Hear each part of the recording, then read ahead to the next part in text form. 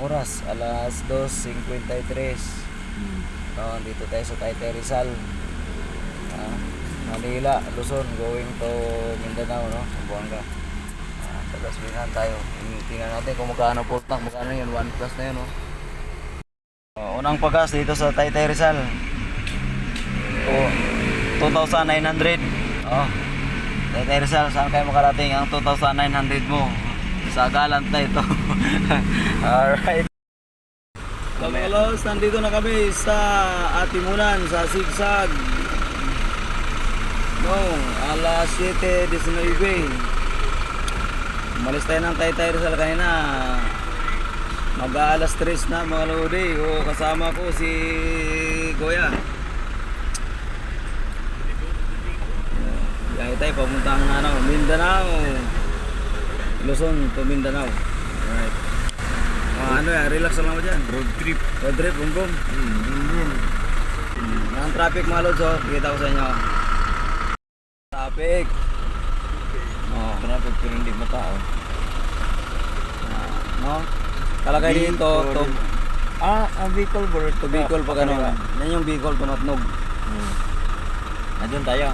Dito na kami sa may Bundok Peninsula, pakanan, pero pakaliwa kami kasi Bicol kami. Yan Bundok Peninsula. Yan yung napuntahan namin. Punta kami ng Quezon Province. Ito part ng Quezon Province kasi ito. Part na yan pinunta. Kanan dyan, maraming dyan. Dagat nung sa yan. Mga beach. Beach.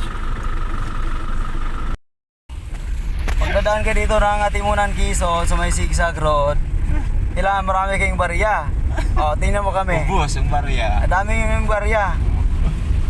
Inubos yung barya. Si Kuya, yung tag-5 niya, sinira na niya. Ubos. Yung sa akin, dami yung barya. Isang plastic na maraming barya talaga yun. Panghulog ng video Ubos. Ganyan lang. Ganyan lang. Ito yung daan ng Atimunan, Quezon. Dapat pala doon tayo diretso sa kabila. Bakit dito pa tayo may ikot? Kaya nga no. Di ba? Kumanan sa Pan Philippine, Maharlika Highway. Bakit yan? Wala na. Last na pala yun. Pwede pa na sa kabila. At least, na-experience yung Atimunan, Quezon. Wala tayong picture yan. Okay lang yan. Okay lang yan. Dumiretso lang ng 1 oras at 2 minuto hanggang A. Bonifacio. Ano ka ba? Mahuli tayo, wala kang seatbelt. Ayun nga. Lang. Namamuting 100 na nagsingko. Sige lang, magpabarya na natin ng pag-video okay doon niya. Huwag kang mag-alala. Yan talaga. Nag-20 na yung uban. Dito na ka. Ganda pala rin. Kailangan talaga mag-ilto kapag paakyat. Ang bihira, gini-drive paakyat. Di pala pwede sa drive paakyat. Drive ka kasi, kaya ayun, nag-iingay ang makina. Talagang computer talaga. Sabi niya, ayaw niya, no? Ayaw Trisira, niya. kasi Trisira, hirap eh. Nag-ano siya, nagbulbul siya eh. Tuwin mo. Kasi kung overheat yun, nagsingaw na yun. Nagaso-aso na yun. So meaning, Magpapahinga yung ang transmission. computer sabi niya, ano kayo? Hello? Paakyatin niyo ako ng high speed? Galing, no? Kailangan ito talaga, no? So, pagka sa baba pala, maslagan ng ilto. Galing, no?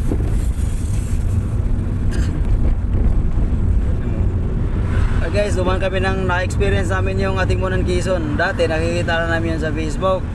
Ngayon nadaan na namin, ubos yung barya namin. Ubos barya. Naglagay talaga ako ng mga barya guys, na marami talaga, puro tag-piso, isang plastic yon. Ako taxi. Ubos. Yung kay Kuya, tag-5 piso. Isang bag pa naman, ubos talaga. Isang bag, pero yung bag, ganyan kaliit. Anong barangay na po ito, Nay? Tagbakin. Atimunan, Quezon. Nag-iisang Jollibee lang pala yan dyan, no? Jay.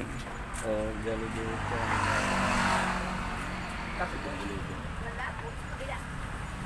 Tama, makapahinga. Kaya na kami ng ano. Namimiss namin yung pare sa Manila eh. Kaya dito, pare sa gabi.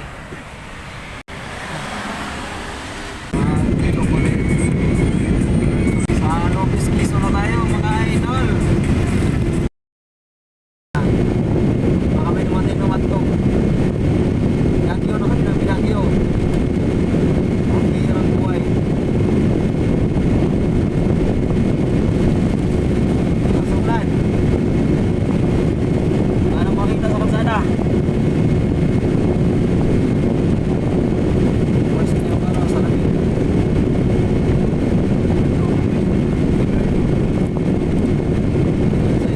Sa labas ng sila.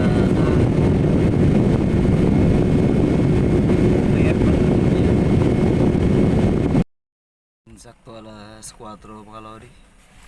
Nandito na kami sa Matnog, Sorsogon. No. Umalis tayo ng Taytay Rizal ng alas 3. Dumating naman tayo dito sa Matnog, Sorsogon para magparehistro dito sa full stop. No. Ng alas 4 ng madaling araw. Umalis tayo ng alas 3 ng madaling araw sa Taytay Rizal. Dumating naman tayo dito ng alas 4 ng madaling araw sa Matnog, Sorsogon, kung saan pipila tayo para iparehistro ang mga sasakyan na isasampa sa Roro. So, guys, dito na kami sa Matnog. Pause ako. No, pipila na kami dito sa Matnog. Piri ang sinakyan namin. Isus, Ginoo ko, anong oras na? Alas 9, bago kami isasalang sa Matnog. Dumating kami kanina, alas 4, ngayon pa lang kami isalang, alas 9, mag-alas 10 na mga lodi. Yan, ito yung port ng Matnog. Sus, Ginoo, wala nang busis ako. Ano na, yung matanda na ito. Nantay natin yung piri doon. Papabanti na tayo, let's go na agad. Alright. Hindi ka na kasi na siya. Bakit na?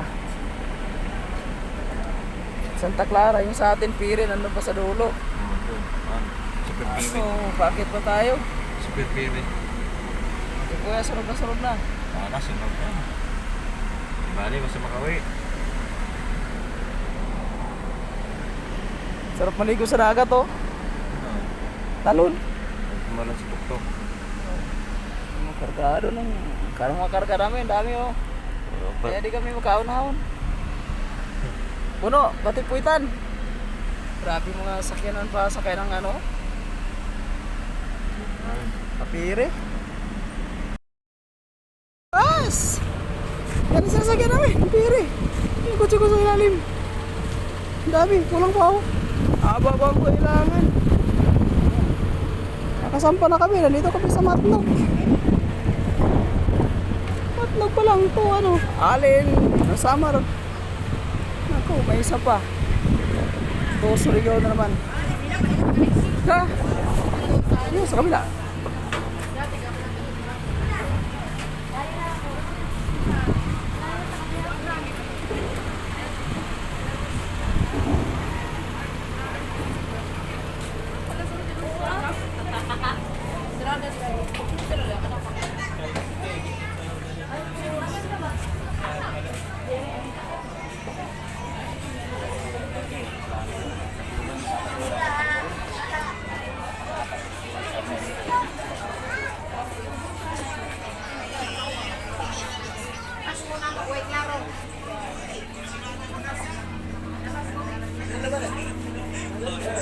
Di wala ka na.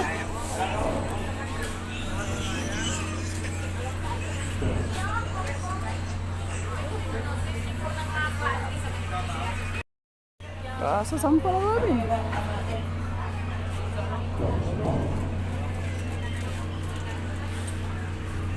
Dito pa sa Matnog. Kasasampa lang namin. Teka naman ni Kuya.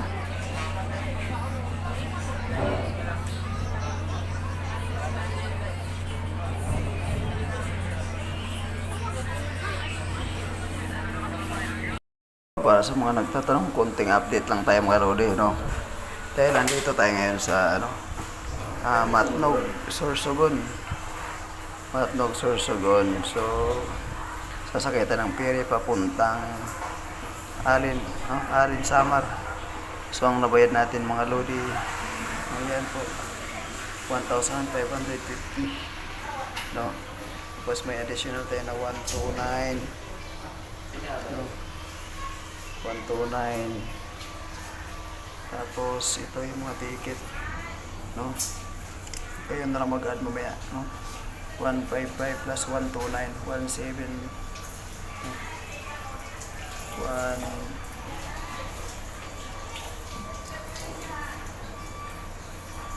1,679 plus ito 40, so maabot siya ng